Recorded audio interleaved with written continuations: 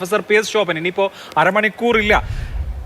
ചരിത്രം, ഈ സോയൂസ് മിഷന്റെ ചരിത്രം തന്നെ നമുക്കറിയാം. യൂറി ഗഗാറിനും വാലന്റീന തെരേഷ്കോവയൊക്കെ നമ്മുടെ ഓർമ്മകളിലുണ്ട്. അപ്പോൾ അത്രയും ചരിത്ര പ്രാധാന്യമുള്ള അത്തരം മിഷനുകളുടെ ഏറ്റവും അവസാനത്തിൽ ഇപ്പോൾ ഒരു മലയാളി പേരുള്ള ഒരാൾ പോവുകയാണ്. അദ്ദേഹം നാസയിൽ ഉദ്യോഗസ്ഥനാണ്. ഇനിയുള്ള സമയങ്ങളിൽ എന്തൊക്കെയാണ് നടക്കുക? എന്താണ് താങ്കൾക്ക് ഈ മിഷനെ കുറിച്ച് പറയാനുള്ളത്? ഇനിയുള്ള സമയങ്ങളിൽ ഇതിൻ്റെ ലോഞ്ചിങ് പ്രോസസ്സിലേക്ക് കടന്നു പോകും ഈ മിഷൻ. അതായത് ലോഞ്ചിങ്ങിന് ഒരു 30 മിനിറ്റ് മുമ്പ് തന്നെ അതിൻ്റെ പ്രിപ്പറേഷൻ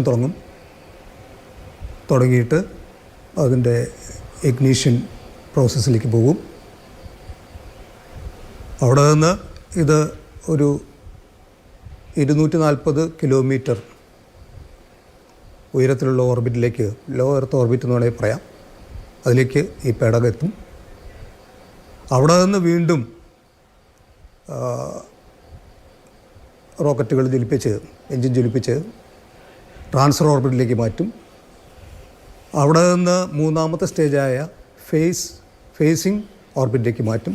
ഈ ഫേസിംഗ് ഓർബിറ്റിൽ വെച്ചിട്ടാണ് ഈ ഡോക്കിംഗ് എന്ന് പറയുന്ന പ്രോസസ്സ് നടക്കുക. ഡോക്കിംഗ് എന്ന് പറഞ്ഞു കഴിഞ്ഞാൽ ISSുമായിട്ട്, സ്പേസ് സ്റ്റേഷനുമായിട്ട് നമ്മുടെ സാറ്റലൈറ്റ്, ഈ അനിൽ മേനോലിനെ കൊണ്ടുപോകുന്ന ഈ സാറ്റലൈറ്റ് ഡോക്ക് ചെയ്യുന്ന, അല്ലെങ്കിൽ സ്പേസ് സ്റ്റേഷനുമായിട്ട് സംഗമിക്കുന്ന ആ പ്രോസസ്സിന് പറയുന്ന പേരാണ് ഡോക്കിംഗ്.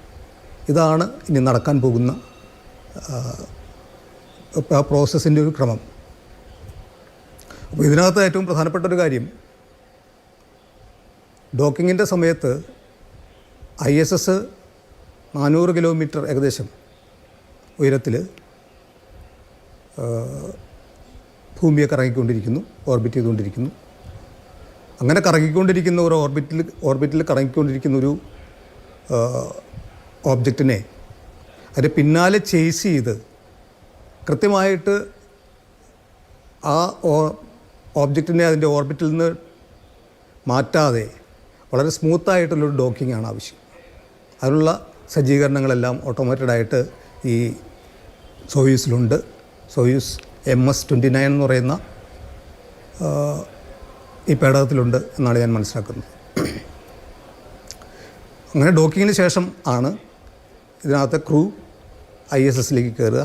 ISSൽ നിലവിലിപ്പോൾ 7ഓളം ക്രൂ ഉണ്ട്. നേരത്തെ തന്നെ സോയൂസ് MS-28 ISSലെത്തിയവരുണ്ട്, ഒരു 3 പേരുണ്ട്. അത് കൂടാതെ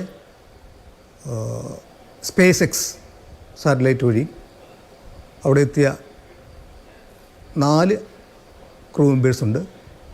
അപ്പോൾ ഡോക്കിങ്ങിൻ്റെ സമയത്ത് ഏകദേശം 10 ആളുകൾ ഈ സ്പേസ് സ്റ്റേഷനകത്തുണ്ടാകും.